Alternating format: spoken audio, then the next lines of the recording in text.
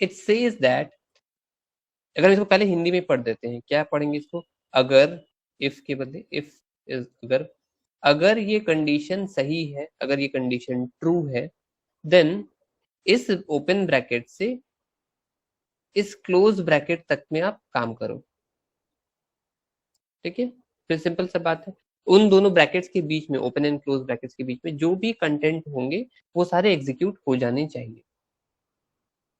So since a program may have one or multiple statements, that's why I've given 3 dots, मतलब continuation में और भी कुछ वहां पे हो सकता है। Now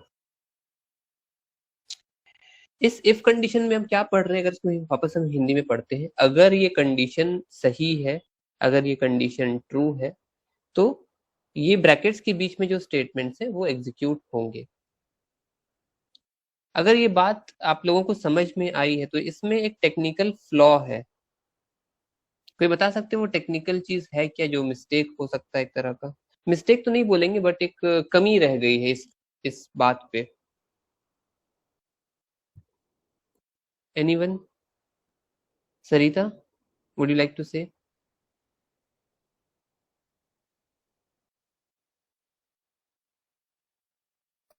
सर क्वेश्चन क्या की, एक बार फिर से बताइए। सॉरी, सर आपका सवाल क्या था, एक बार फिर से आप बताइए ना। ओके, सवाल ये था कि जो सिंटैक्स मैंने लिखा है इफ कंडीशन का, इफ स्टेटमेंट का, ये अपने आप में कुछ कमी रख रहा है। वो कमी क्या है इसमें? इसमें कमी बस एक ये दिखता है कि अगर वो सिर्फ ट्रू होगा तो ही कुछ करेगा, अगर फॉल्स है तो उस जगह पे ये कुछ नहीं करता है। अगर वो एग्जैक्टली, कंडीशन ट्रू है तभी वो कुछ स्टेटमेंट प्रिंट करेगा, अदरवाइज वो कुछ भी नहीं करेगा। Exactly, very good, thank you. So इसने एक बात पूछा, एक कंडीशन रखा कि अगर ये कंडीशन सही है, ट्रू है, तो कुछ काम होगा। बट इसने ये कहीं नहीं बताया कि अगर ये कंडीशन फॉल्स हो जाए, गलत हो जाए, रॉन्ग हो जाए, इनकरेक्ट हो जाए, तब वहां पे क्या हो सकता है। सो ये एक तरह से इनकम्प्लीट एक पार्ट है। बट यस, कई सारे जगह पे जहाँ पे हम लोग कंडीशंस लूप के अंदर रखते हैं या फंक्शंस में यूज करते हैं, वहां पे हम लोग सिर्फ इफ से भी काम चला सकते हैं। डेफिनेटली पहले डेवलपर्स ने इफ एल्स को ही इंट्रोड्यूस किया कि डेफिनेटली जब कोई बात का अगर ट्रूथ वैल्यू है तो उसका कुछ अपोजिट फॉल्स भी हो सकता है। But later on they realise कि नहीं, हम लोग को एक ऐसा लॉजिक भी डेवलप करना चाहिए जो कि सिर्फ ट्रूथ वैल्यू को लेकर के चले, और जरूरी नहीं है कि वहां पे उसका फॉल्स पार्ट भी मैंडेटरी हो जाए। So just to remove that mandatory false part, they have used if only, if condition. So this was one such syntax. Okay, so this is how you write syntax. Now again, if I extend this to the completeness, कि ये अधूरा है अपने आप में, इसको पूरा किया जाए, then we get another one. हम इसी पे लिख दे रहे हैं because we don't want to waste much of the time. if else condition, if else condition, ठीक है। तो अब क्या पढ़ेंगे इसका सिंटैक्स, अगर देखो सिंटैक्स स्टार्ट्स फ्रॉम हियर, तो यहां तक तो बात वैसी ही है इफ के साथ। बट अगेन अगर ये कंडीशन फॉल्स हो जाए, एल्स, ओके, हम हर लाइन के स्टार्ट में हम 2 स्लैश दे रहे हैं, that is only because I am writing the comment lines. ठीक है, I am using the comment lines, it has nothing to do with the syntax. Else, again opening bracket, then we have statements, again multiple statements can be there, then it is concluded with slash. So this is the complete syntax of if else statement. अब इसको अगर हिंदी में पढ़ेंगे तो कैसे पढ़ देंगे कि अगर ये कंडीशन सही है तो यहां से यहां तक आप काम करो, वरना अदरवाइज एल्स यहाँ पे जो स्टेटमेंट्स है उनको एग्जीक्यूट कर दो। So the idea should be very much clear, because यहाँ पे एकदम सिंपल प्लेन टेक्स्ट में, आम जिंदगी में, आम बोलचाल में हम लोग जैसी बातें करते हैं, बस उसी चीज को यहाँ पे इस सिंटैक्स, इस फॉर्मेट में उतार देना है। इट्स लाइक बच्चे बोलते हैं कि आज बारिश होगी तो हम स्कूल नहीं जाएंगे। ठीक है, तो इसी चीज को ऐसे रियल वर्ल्ड प्रॉब्लम्स को हम लोग प्रोग्रामिंग लैंग्वेज के एस्पेक्ट में फ्रेम करने का कोशिश करते हैं, और इस फ्रेम करने का जो स्ट्रक्चर है उसको हम लोग सिंटैक्स बोलते हैं। तो if else is there. Now third one is if else if. Okay, तो किसी ने बोला कि जरूरी नहीं है कि सर कि आपका एक कंडीशन रहे और उसके ट्रू और फॉल्स पे ही बात खत्म हो जाए। मतलब कि अगर ये कंडीशन ट्रू है तो स्टेटमेंट्स तो एग्जीक्यूट कर गए इसके, और एल्स पार्ट को टच नहीं करेगा। लेकिन अगर ये कंडीशन फॉल्स हो जाते हैं तो ये स्टेटमेंट्स ये बॉडी के अंदर आएगा ही नहीं, rather it will touch this else part, और एल्स पार्ट के अंदर जितने भी स्टेटमेंट्स होंगे उनको वो एग्जीक्यूट कर देगा। So idea seems pretty much simple, usable लग रहा है, बट किसी ने एक्सटेंड ये भी किया कि ऐसा भी तो हो सकता है कि अगर हम इसको ऐसे पढ़ दें कि अगर ये कंडीशन सही है तो इतने सारे काम करो, वरना अगर दूसरा कंडीशन एक लगा देते हैं। मतलब एल्स के साथ भी आप एक क्राइटेरिया, एक कंडीशन जोड़ सकते हो, इसका स्कोप होना चाहिए, है ना। किसी ने बोला कि जैसे कि अगर बारिश हो रही तो मैं स्कूल नहीं जाऊंगा। ओके, बारिश नहीं हो रही, एल्स पार्ट, अब स्कूल जा। नहीं, वहां पे एल्स के साथ फिर उसने कंडीशन लिख दिया, नहीं, अगर बारिश नहीं हो रही है, धूप है, तो भी मैं स्कूल नहीं जाऊंगा। तो बारिश होना पहला कंडीशन अगर ट्रू हो रहा है, if it is really raining, तो वो तो नहीं जा रहा स्कूल, उसने बोल दिया। अदरवाइज एल्स, अगर धूप है तो एल्स उसको जस्टिफाई नहीं कर पा रहा है, एल्स के साथ हमें एक और कंडीशन लगाना पड़ रहा है। So a candidate or a person or a developer is inclined to use as many conditions as possible. ठीक है, बात सिर्फ इफ एल्स तक आकर के नहीं रुक जाती, बिकॉज आप रियल वर्ल्ड प्रॉब्लम्स जब देखोगे वहां पे बहुत सारे कंडीशंस हमारे लग सकते हैं। आज उस पे से कुछ स्पेसिफिक प्रॉब्लम्स को हम लोग सॉल्व करेंगे। ओके, सो एल्स पार्ट, तो अगर हम इफ एल्स इफ का सिंटैक्स देखते हैं, if else if condition. So again the first part is pretty much constant, मतलब यहाँ पे कोई चेंज नहीं हो रहा है। जो फर्स्ट इफ कंडीशन से चला आ रहा था, इफ एल्स में भी वैसे ही था, और इफ एल्स इफ में भी इफ वाला हिस्सा वैसा ही रहेगा। एल्स में अब क्या चेंज हो रहा है, else if again, see whenever we are using if, उसके साथ एक कंडीशन आना चाहिए। आप किसी से बोलते हो अगर, है ना, आप बोलते हो अगर ये हो गया तो, अगर वैसा सोचोगे तो। अगर आप जब भी लिखते हो या इफ कंडीशन, इफ टर्म आप यूज करते हो, तो आप वहां पे कंडीशन, एक क्राइटेरिया के साथ आ रहे हो। So whenever you are writing if, उसके बाद ये नॉर्मल ब्रैकेट के अंदर कुछ कंडीशन होने चाहिए। Okay, if a condition or an expression, again that expression or condition must be either true or false, there must not be the scope for any third option. Again अगर ये condition true है तो ये काम होगा, या इसके अंदर जो भी काम हो रहे हैं ब्रैकेट के अंदर वो सारे हो रहे होंगे। Now if I may extend this, if condition का एल्स हमने यहाँ लिखा था प्रीवियसली, अब इसी एल्स के साथ एक नया इफ जुड़ गया है। ठीक है, उसी एल्स के साथ एक नया इफ जुड़ गया है। जैसे प्रीवियस वाले इफ कंडीशन का एल्स रहा था, डेफिनेटली इस इफ का भी एक एल्स हो सकता है। क्यों नहीं, डेफिनेटली हो सकता है। अगर इफ है तो उसका एल्स होना चाहिए या हो सकता है। तो it's up to the user कि वो इसको चाहे तो एक्सटेंड कर दे इन दिस ऑर्डर।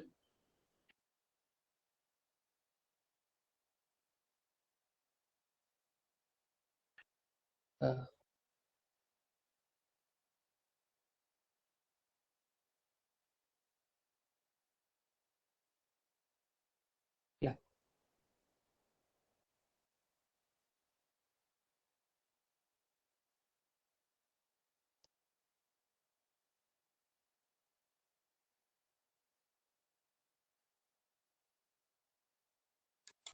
else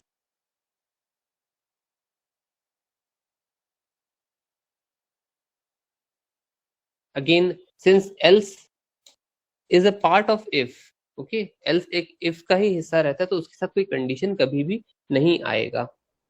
ठीक है, वो सिर्फ if का ही एक्सटेंशन है। जब if एग्जीक्यूट नहीं हो पाया because the condition was incorrect और रॉन्ग, तभी जाकर के else वाले हिस्सा में वो आया है। और इसको अगर हम एक्सटेंड कर देते हैं, So यहाँ पे हमारे पास आया था स्टेटमेंट्स, लेकिन we may have multiple statements, हम यहाँ तक बात रोक दे रहे हैं। ओके, लास्ट वाला एल्स जो हम लिखे हैं, माइंड इट कि ये मैंडेटरी नहीं है, आप चाहो तो इफ एल्स इफ तक बना करके भी छोड़ सकते हो। This only is an extension when the program demands it. जब प्रोग्राम में वैसा जरूरत होगा तभी हम उस चीज को आगे एक्सटेंड करेंगे या करते हैं, अदरवाइज वो इफ एल्स इफ तक लिख करके छोड़ देना ही सफिशिएंट हो सकता है। Now any doubts till now? No sir. Okay, अगर हम थोड़ा सा एक रिकॉल कर दें कि हम लोग अभी तक 3 कंडीशंस पढ़े, if else and if else if, 3। Okay, तो बेस्ड ऑन दीज 3 हम कुछ क्वेश्चंस रख रहे हैं। नाउ इट इज इम्पॉसिबल कि हम लोग हर प्रोग्राम को यहाँ पे बना करके देखें, बट कुछ प्रोग्राम्स को हम लोग डिस्कस डेफिनेटली कर सकते हैं। It states that the first question states that write a program, short में लिख रहे हैं WAP, write a program to input 2 numbers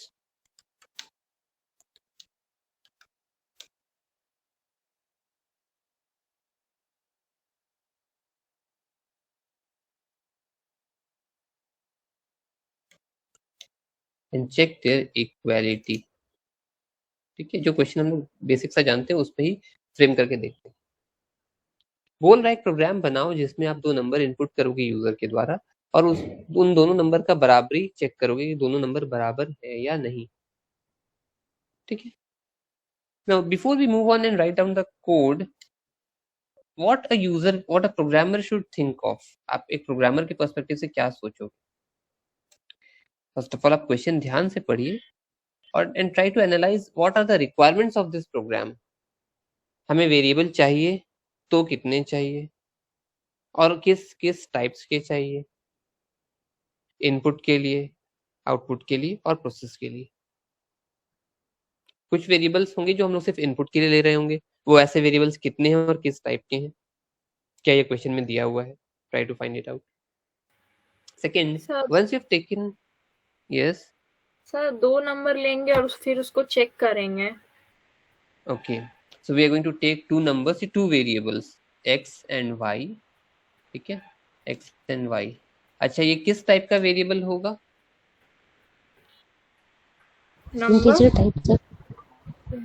या नंबर बोला है तो वी कैन टेक इंटीजर और float, whichever is convenient for you all। Yes, so definitely in integer और फ्लोट में हम लोग मोस्ट लाइकली इंटीजर ही फॉलो करते हैं, बिकॉज ये बहुत बेसिक सा प्रोग्राम है, इसमें फ्लोट तक लेने का कोई पर्पस नहीं है।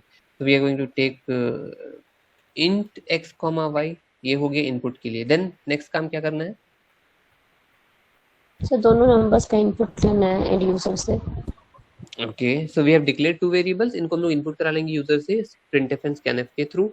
देन चेक करेंगे। उसके बाद एक कंडीशन लगा के सर चेक करेंगे दोनों नंबर इक्वल है या नहीं। okay, so based on that I'm just creating this program।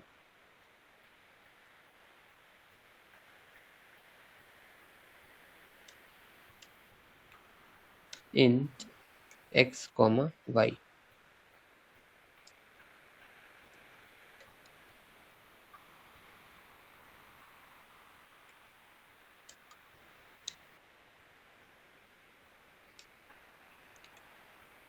input 2 numbers and I'll give a backslash n for next line या new line।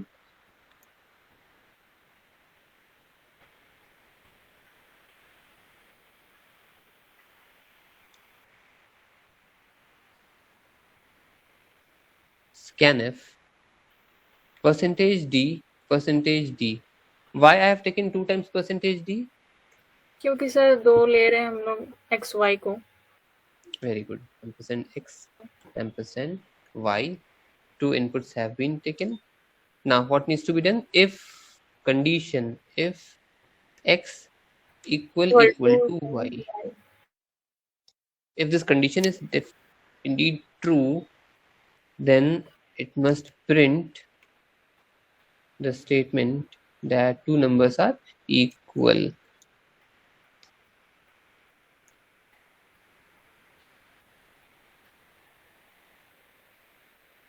सही है। else otherwise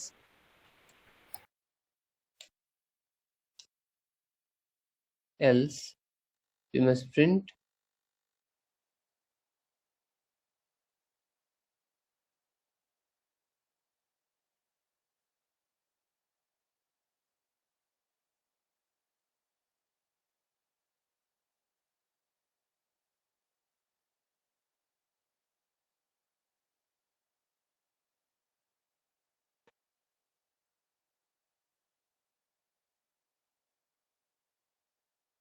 again it has slowed down. So else part में लोग printf लेंगे और वहाँ पे print कर देंगे not equal. So the program is quite simple. We have taken two variables of a specific data type और हम लोगों ने उन variables का values को input करवाया. यहाँ पे process करने के लिए कुछ था नहीं, तो इसलिए तीसरे चौथे variables का जरूरत नहीं पड़ा. उन्हीं दो वेरिएबल्स के वैल्यूज को इनपुट कराने के बाद we started with the conditions that अगर दो values if x and double equal to y, double equal to and single equal to, क्या डिफरेंस है? Single equal to is known as assignment operator, it assigns the values. On the other hand double equal to is known as comparison operator or equality operator. It compares the two things. So whenever you're using double equal to, definitely at that point of time you must be using if condition with that. ठीक है, double equal to के साथ. सो ये print कर देगा हमारा printf. Okay, numbers are not equal,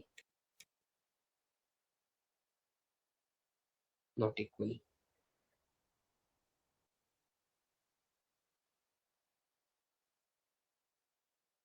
So this is how the basic flow works. ठीक है, basic flow works. Now we will extend the criteria. ठीक है, we'll extend the criteria to some new questions. Next, second question arises in this way. Second one is write a program to find the smallest value.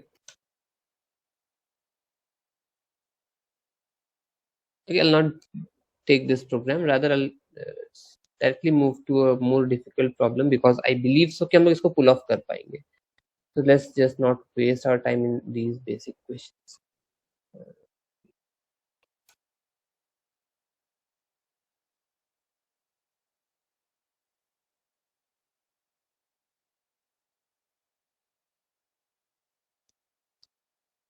Now second question is a bit lengthy one.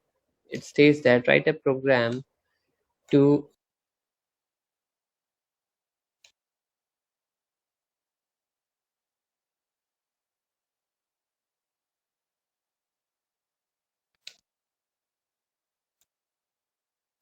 input the marks of 3 subjects and compute the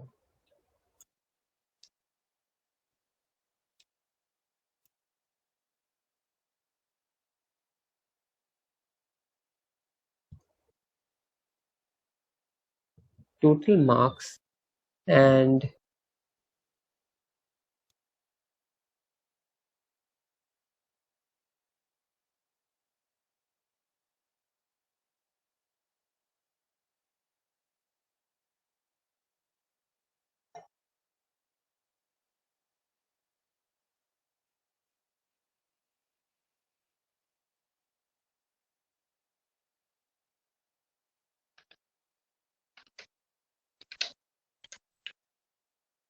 average marks. यहाँ तक तो सवाल उसने रख दिया. Let's extend this question further.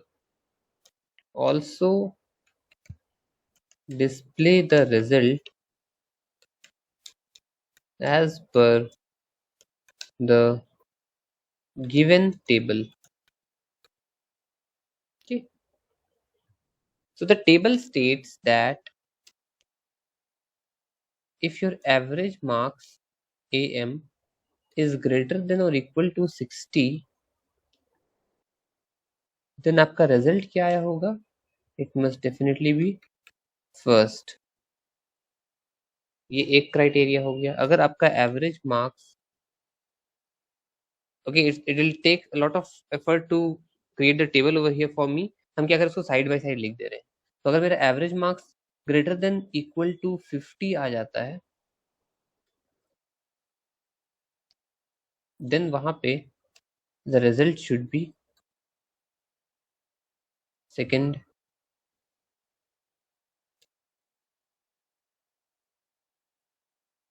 अगर मेरा average marks greater than equal to 40 रहता है, then my result should be third,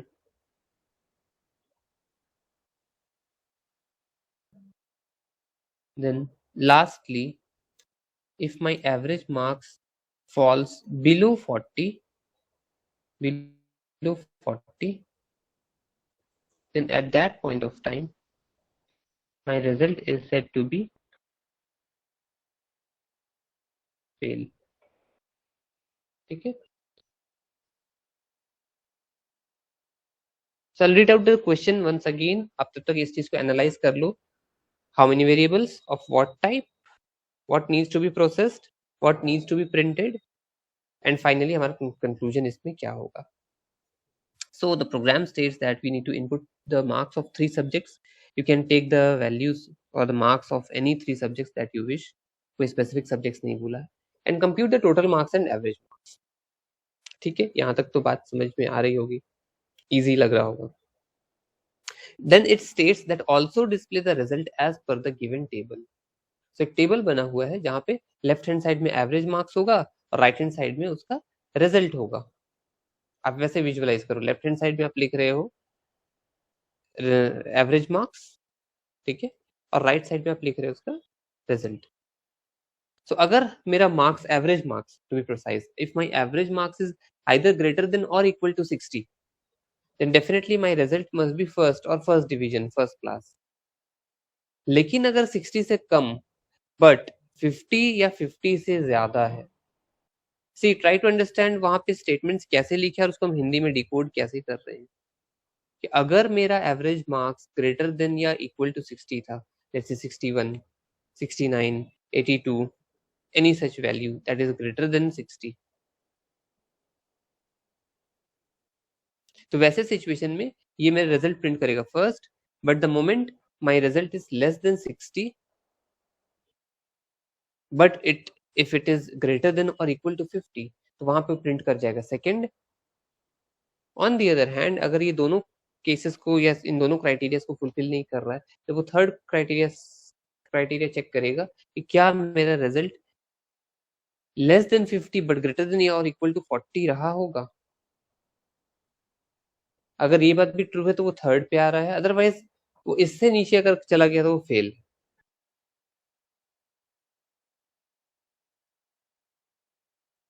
कितने लोगों को क्वेश्चन समझ में आया? आ गया sir. Okay, okay. So my first question is, how many variables do we require for this program? 4 5. sir. 5. Yes, sir. Okay. And why do we need 5 variables? Sir 3 subjects है, उसके 3 variable होंगे और उसके बाद यहाँ पे लिखा है टोटल और एवरेज को भी कैलकुलेट करना है, तो वो भी तो 2 वेरिएबल लेंगे. Fine, good. So 3 variables for input types. 3 subject का मार्क्स इनपुट करना, तो we require 3 variables. Then we are being asked to calculate the total marks and average marks. So what, how to compute the total marks of 3 subjects? We simply add the 3 subjects. तीनों subject में आपका जितना भी marks है, आप तीनों को add कर लोगे तो you will definitely get the total marks.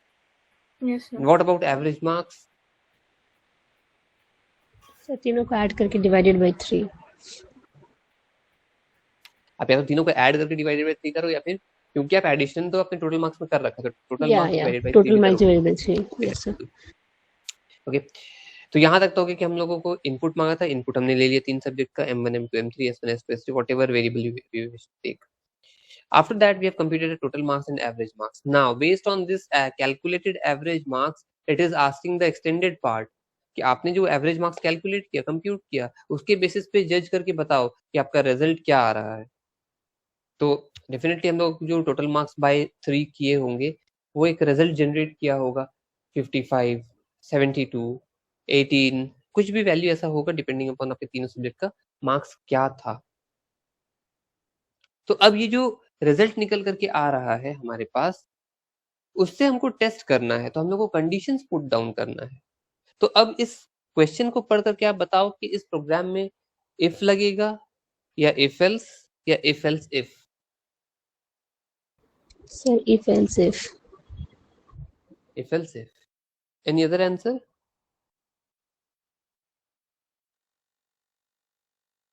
Any other answer? Any other doubt?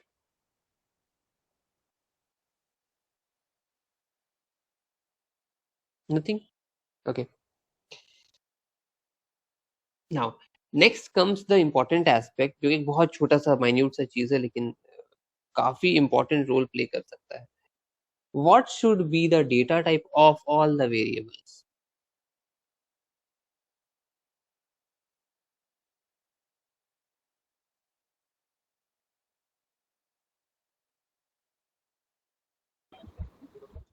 Sir अगर इंटीजर लेंगे टोटल मार्क्स तक तो हमारा इंटीजर आ सकता है, बट अगर हम डिवाइडेड बाय 3 हो सकता है एवरेज मार्क्स हमारा फ्लोट में आ जाए। सर टोटल और एवरेज तो फ्लोट में लेंगे ना? टोटल को क्यों लेंगे फ्लोट में? सर क्योंकि उसका डिवाइड करेंगे हम लोग 3 से तो वो पॉइंट में भी तो आ सकता है, वो तो इसीलिए एवरेज मार्क्स के लिए ना। हाँ। लेकिन टोटल मार्क्स को क्यों बोल रहे हैं कि इसको भी लेना चाहिए सर फ्लोट में? सर क्योंकि वो मतलब वो काउंट होगा, मतलब डिवाइड करने में मुझे लग रहा है कि वो टोटल मार्क्स और एवरेज मार्क्स फ्लोट में जाएगा। और हाँ, डिवाइड वाला आप सही बोल रहे हो कि एवरेज मार्क्स हम जब ले रहे हैं तो वो सम ऑफ ऑल द 3 नंबर्स, जैसे 3 subject marks divided by 3 subject, तो वो फ्लोट फ्रैक्शनल वैल्यू जा सकता है। बट तीनों सब्जेक्ट का सम अगर हम ले रहे हैं तो वो तो इंट में मिल सकता है, because addition of all the integer will definitely give you an integer value. Yes sir. Okay. See, the correct answer to this problem is what I will do, what I will insist you all must learn. I think शायद इसको हम पहले last class में शायद बोले होंगे। हमारा marks का पॉसिबिलिटीज क्या क्या है। मेरा मार्क्स 40, 80, 72 ये सब तो आ सकते थे इंटीजर में, बट मेरा मार्क्स 72.5 भी आ सकता है, 80.5 भी आ सकता है, मतलब पॉइंट में जा सकता है, इसका स्कोप है। So if now imagine कि अगर instead of taking a float data type हम लोग इंटीजर ले लेते हैं, इंटीजर डेटा टाइप, और इमेजिन करके देखो कि मेरे तीनों सब्जेक्ट में लेट्स से कि 0.5 समथिंग 0.5 मार्क्स आया होगा, just because I have considered a wrong और इनकरेक्ट इनसफिशिएंट डेटा टाइप, उसके चलते मैंने अपना 1.5 मार्क्स लूज आउट किया। अब इस 1.5 मार्क्स का इंपॉर्टेंस ऐसा है कि आपका एवरेज पे इम्पैक्ट ऐसा करेगा कि आप फर्स्ट होते होते सेकंड हो गए होंगे, सेकंड होते होते थर्ड हो गए होंगे, या थर्ड होते होते फेल ही हो गए होंगे। Yes sir. समझ में आया? और ये 1.5 मार्क्स का अगर रिजल्ट का डेविएशन अगर होता है, कितने लोगों का कैरियर के साथ हम लोग खेल जाएंगे।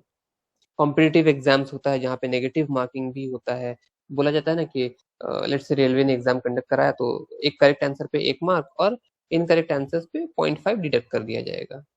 अब ये 0.25 को लेकर के डेवलपर ने बहुत ज्यादा ध्यान नहीं दिया, बोला बहुत छोटा वैल्यू, रैंडम वैल्यू, इसको इग्नोर कर देते हैं या इसको हम राउंड करके 1 कर देते हैं। तो that is not the correct way. आपको बहुत डिटेल में जाकर के डेटा टाइप्स समझना पड़ेगा कि इस प्रोग्राम का डिमांड क्या है, इस पे कौन कौन से टाइप्स के डेटा लग सकते हैं। Definitely the entire program consist of numbers, input में भी नंबर्स, प्रोसेस में भी नंबर्स, और कंप्यूटेशन जो हम लोग इवेल्युएट कर रहे हैं, चेक कर रहे हैं कंडीशंस, उसमें भी नंबर्स है। So now do you all think कि इसमें हम लोग को सारे के सारे वेरिएबल्स फ्लोट डेटा टाइप में लेने चाहिए? Yes Tell sir. me. Clear है? Yes sir. Prerna, Khushi? Yes sir. Okay, सो ये बात तो जस्टिफाई कर पाए। Now coming back to the last aspect of the program, ये जो कंडीशंस बोल रहा है इसमें से कौन सा फॉलो करेंगे हम लोग? इफ एल्स या if else if? If else if. If else if. So हम क्या कर रहे हैं अभी? सिर्फ हम लॉजिक लिख रहे हैं बेस्ड ऑन द क्राइटेरिया कि आप लोग ये प्रोग्राम समझ पाए हो टोटल मार्क्स तक। इफ एल्स इफ इसका क्राइटेरिया कैसे बनेगा? Okay, so I will definitely close out this part. ठीक है, what it says that if average, हम एम एवरेज मार्क्स को एम से डिपिक्ट कर रहे हैं, M, if my average marks is greater than equal to 60, ठीक है, अगर मेरा average marks greater than equal to 60 है तो यहाँ पे क्या होगा? Give the bracket, printf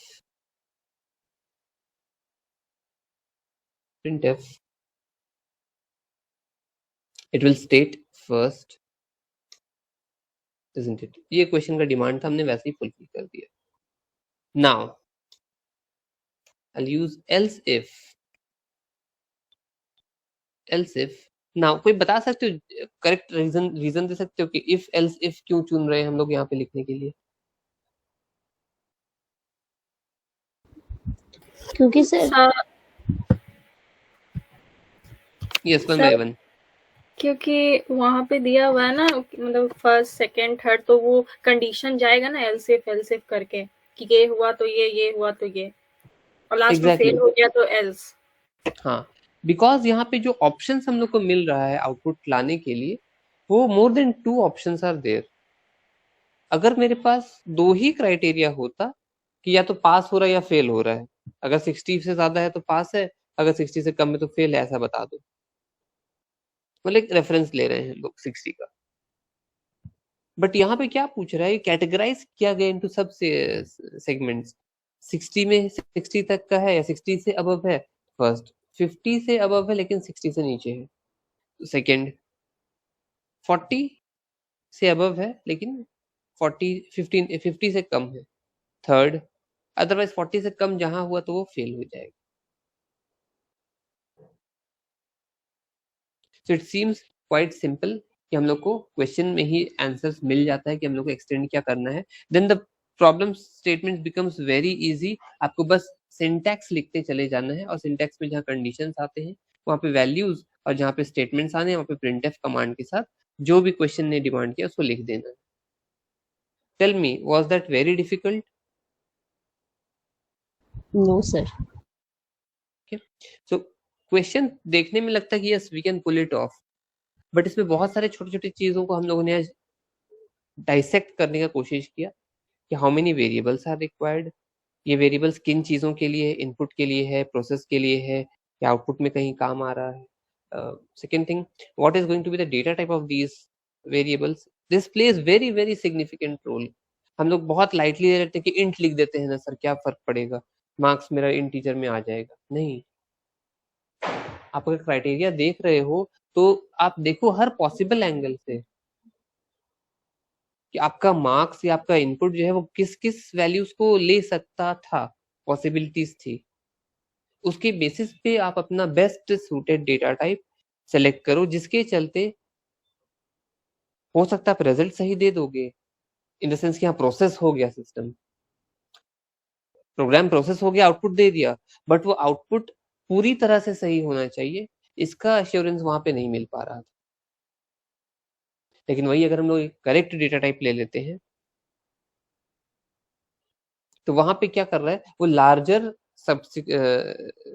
sequence of programme को वो फुलफिल कर पा रहा है, लार्जर क्राइटेरिया को। आप इंटीजर लोगे कोई प्रॉब्लम नहीं है, 40 लिखोगे, it will take us 40.0. For us it does not make any difference कि आप 40 लिखो या 40.0 लिखो. लेकिन अगर आपने इंट डेटा टाइप ले लिया है तो वहां पे 42.5 को आप 42 दिखा पाओगे. इसीलिए मैं बोल रहा हूँ कि अगर मल्टीपल सब्जेक्ट्स में मेरा अगर 0.5 समथिंग लाइक आया होगा, 30.5, 15.5 ऐसे करके, तो वैसे सिचुएशन में हम लोगों को फ्लोट डेटा टाइप को कंसिडर करना चाहिए. ठीक है, to be the best suited data type. Clear है? जी sir. Yes, sir. Okay. Now, let's move further with the few more syntax. Last syntax जो आज हम लोग देखने वाले हैं वो है हमारा नेस्टेड इफ का. Nested if. नाउ ये नेस्टेड इफ क्या होता है? आप एक कंडीशन के अंदर एक और कंडीशन या उसके साथ कई और कंडीशंस रखते हो, सो दैट अगर ये सारे के सारे कंडीशंस एक साथ ट्रू होते हैं, ये सारे के सारे कंडीशंस एक साथ ट्रू होते हैं, तभी एग्जीक्यूट होगा आउटपुट स्टेटमेंट या स्टेटमेंट. या यूं कह सकते हैं एक स्टेटमेंट तक पहुंचने के लिए आपको मल्टीपल कंडीशंस को फुलफिल करना पड़ेगा, सेटिस्फाई कराना पड़ेगा. अगर इन कंडीशंस में से एक भी अगर सेटिस्फाई नहीं होता है तो वो आउटपुट साइड में कुछ और जनरेट कर सकता है, जो आपका एल्स पार्ट होगा, डेफिनेटली उसको चला जाएगा. नाउ इसमें प्रॉब्लम बहुत आता है कि सर अगर हम मल्टीपल इफ्स ले रहे हैं तो क्या सबका एल्स लिखना जरूरी है?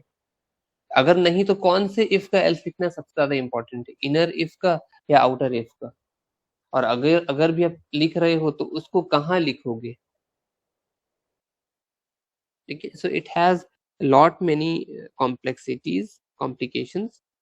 ट्राई करते हैं इस चीज को विजुअलाइज करने का. First of all I right down the syntax first. If possible आप लोग इसका स्क्रीनशॉट्स रख लो. ठीक है, have you all taken?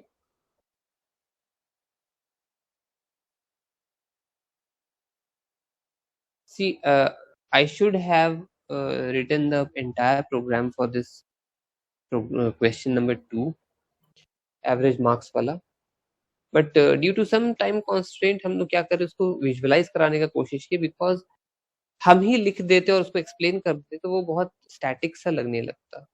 I wanted to give you all an understanding कि एक प्रोग्राम को जो क्वेश्चन दिख रहा है उसमें क्या क्या छोटे छोटे चीजों को हम लोग को ध्यान में रखना पड़ता है ताकि बेस्ट पॉसिबल रिजल्ट या आउटकम अचीव किया जा सके. I hope so, I think so कि एक क्वेश्चन के पर्सपेक्टिव से हम लोग इस चीज को इवेल्युएट कर पाए हैं. Now I'll simply erase this much part.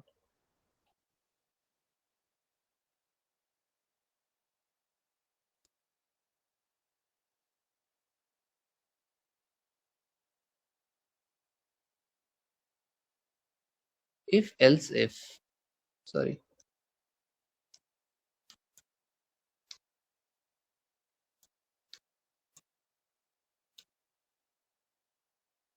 if else if statement.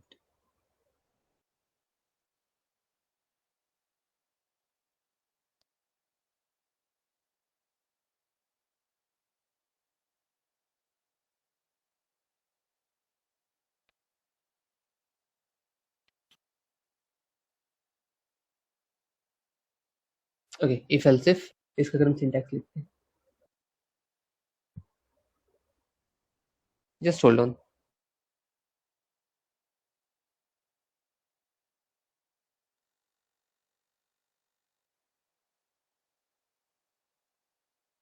Okay, तो इसका सिंटैक्स हम जल्दी से लिखते हैं. It will be something like this. If the condition, okay, so this is first aspect. Body के अंदर आते हैं. डेफिनेट जनरली क्या होता है, इफ कंडीशन के हम लोग स्टेटमेंट लिखते हैं बॉडी के अंदर, बट यहाँ पे क्या हो रहा है, अगेन एक नया इफ आ रहा है. If one more condition,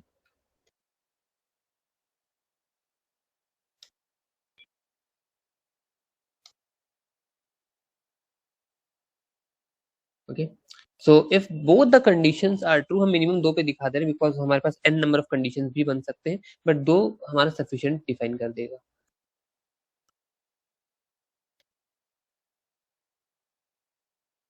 if the condition is true, both the conditions is true rather, तब जाकर के ये स्टेटमेंट तक हम लोग पहुंच पाएंगे। अदरवाइज एल्स पार्ट तो रह सकता है।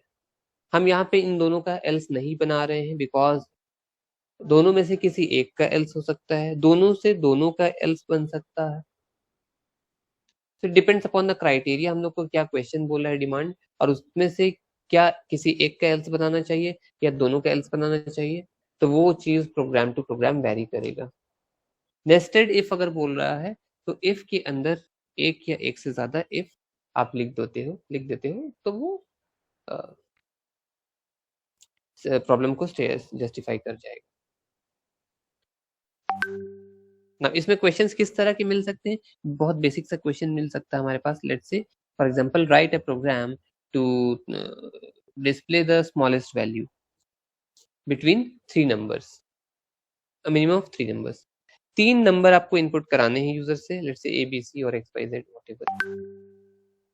इनपुट कराने के बाद आपको टेस्ट करना है कि इन तीनों में सबसे छोटा कौन है। A B C X Y Z आपने जो भी वेरिएबल का नाम लिया होगा, इन तीनों में सबसे छोटा कौन।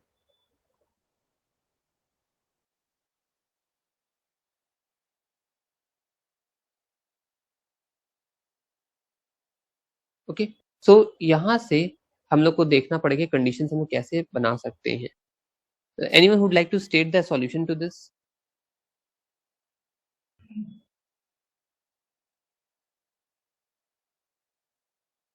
I have given the problem statement to find the smallest number between the 3 values.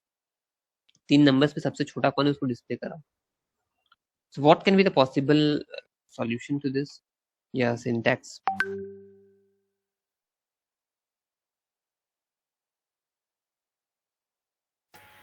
सब वही हम लोग 3 वेरिएबल लेंगे, फिर इफ इफ करके ट्राई करेंगे। Okay, so we don't need a nested if in this program. Sir nested if से भी कर सकते हैं। पहला कंडीशन में हम लोग चेक एक पहले 2 नंबर से, मान लीजिए ए और बी सी 3 हमारा वेरिएबल है, तो पहले हम लोग इफ में चेक करेंगे if A is greater than B, फिर दूसरे वाले उसमें चेक करेंगे if A is greater than C. हाँ एग्जैक्टली। सो जब 3 वैल्यूज हैं उसमें हम लोग क्या कर रहे हैं, एक वैल्यू को बाकी 2 से कंपेयर कर दे रहे हैं, वन आफ्टर अनदर। कि पहले ए का अगर देखते हैं तो क्या ए बी से छोटा है, अगर ट्रू है तो अंदर आओ। फिर चेक करना ये भी बाकी रहेगा क्या ए सी से भी छोटा है। अगर ये दोनों कंडीशन को वो फुलफिल कर रहा होगा तो अगर हम इसके ही रिप्लेसमेंट में यहाँ डाल देते हैं, let's say suppose we have 3 variables A B and C.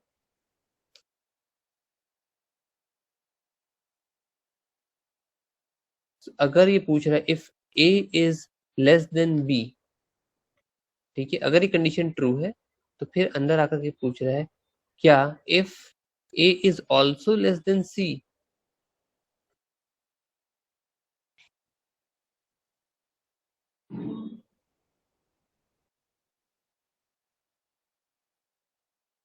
अगर दोनों की दोनों कंडीशन फुलफिल हो रहे हैं then definitely the smallest value between the 3 is A.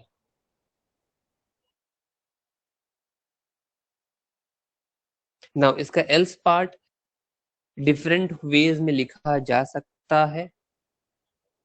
I leave it upon you all कि आप लोग इसको थिंक आउट करो कि एल्स किसका होना चाहिए था इस प्रोग्राम में। The program is, once again I'm repeating down the problem statement, that we need to write a program to input 3 numbers and display the smallest value between them, yeah, among them.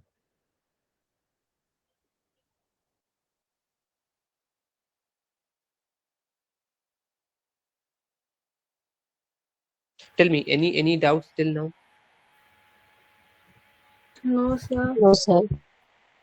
Okay, so I hope so आप लोग इस programs को try करोगे। Yes, sir. Try Yes, to sir. bring more complicated programs into the class ठीक है, ये सब तो बहुत बेसिक्स है, सब सिर्फ स्ट्रक्चर समझाने के लिए हम यहाँ पे ले डाउन कर दिए हैं। इसी प्रोग्राम का हम कॉम्प्लिकेशंस तुम लोग को नेक्स्ट क्लास में इंट्रोड्यूस करेंगे, कि कितने पॉसिबिलिटीज इस क्वेश्चन के बन सकते थे, कितने कॉम्बिनेशंस हम लोग बना सकते थे। It will take, I think अगर हम इस पर डिस्कस करने बैठे, it will take around 10 to 15 minutes itself, ये प्रॉब्लम गया कहाँ से कहाँ तक चला गया। ठीक है, तो नेक्स्ट क्लास में हम लोग देखेंगे नेस्टेड इफ के प्रोग्राम्स और कुछ प्रॉब्लम, रियल वर्ल्ड प्रॉब्लम्स को इंट्रोड्यूस करेंगे एंड स्विच करके इफ एल्स वाला पार्ट या कंडीशनल स्टेटमेंट्स को हम लोग टर्मिनेट कर देंगे and we'll try to introduce the loops concept. Okay, sir. Okay, so thank you for the day. Bye bye. Thank you, sir. Thank you.